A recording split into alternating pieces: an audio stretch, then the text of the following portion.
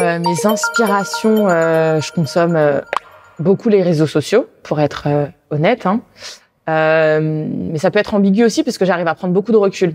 C'est-à-dire que j'arrive à ne pas exprimer certaines choses que je traverse au quotidien. J'arrive à ne pas être sur Instagram pendant 6 mois. J'ai une source d'inspiration qui peut venir un peu de tout, de mes lectures, de ce que je vais regarder, de ce que je vais écouter. Je consomme énormément les plateformes de streaming.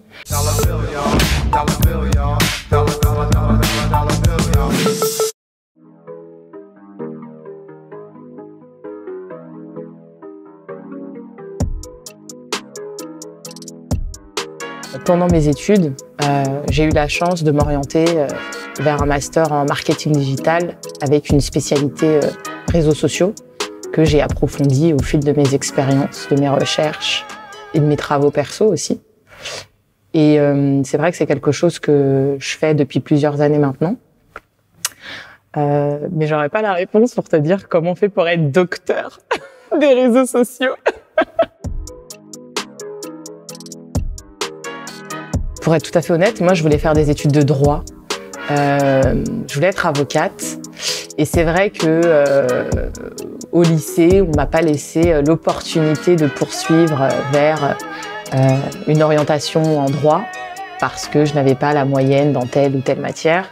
Et c'est vrai que le digital était déjà très important avec notamment des plateformes comme MySpace, Caramel, peut-être que tu connais, qui a été créée par une Française d'ailleurs, MSN, qui occupait une place vraiment dans nos vies.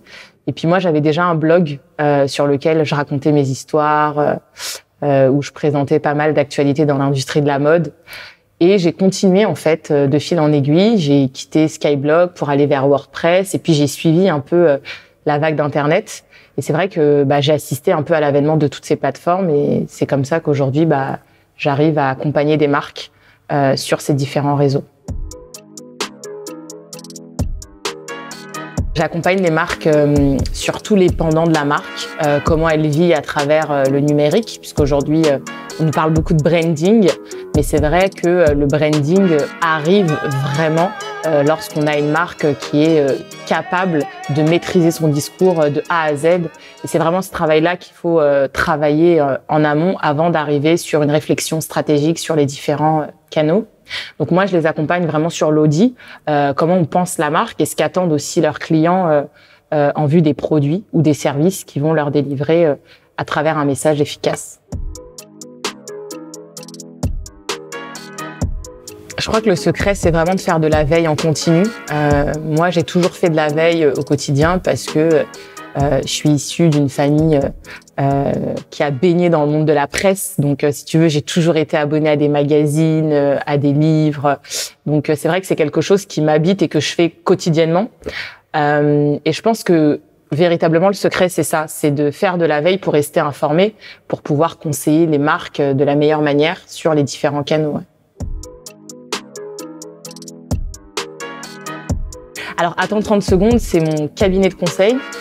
C'est par cette entité où je vais vraiment accompagner les marques, principalement dans l'industrie du divertissement, à avoir un positionnement clair et efficace, mais aussi à penser leur réflexion et leur stratégie de contenu sur les différents réseaux sociaux. Alors, pourquoi ce nom, Attends 30 secondes? Moi, j'ai une passion pour les namings très français. Je pense qu'on a longtemps été galvanisé par l'anglicisme et il est peut-être temps aujourd'hui de revenir à notre essence propre qui est la langue française. Et donc, Attends 30 secondes, ça fait aussi appel au format de snack content, donc qui fait référence aux vidéos courtes qu'on voit quasiment aujourd'hui sur toutes les plateformes sociales. Et 30 secondes, c'est aussi la réflexion du spot télé qu'on a à l'occasion du Super Bowl, par exemple, tu vois. Donc voilà pourquoi Attends 30 secondes. Et puis derrière, au-delà d'être un cabinet de conseil, on est aussi un média qui vient décrypter l'actualité du divertissement, toujours sous un prisme marketing.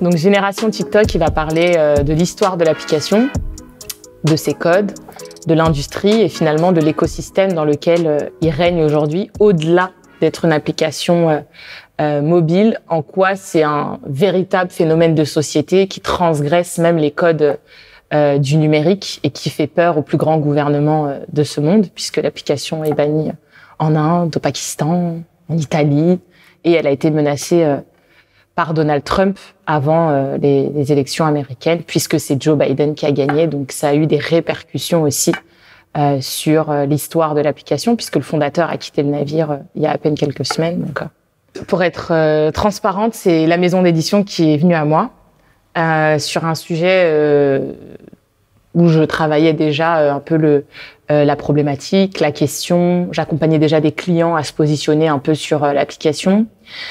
Et Duno avait déjà cette envie d'écrire un ouvrage sur le sujet. Et donc, ils m'ont positionné, ils m'ont identifié comme étant l'autrice potentielle pour écrire ce livre.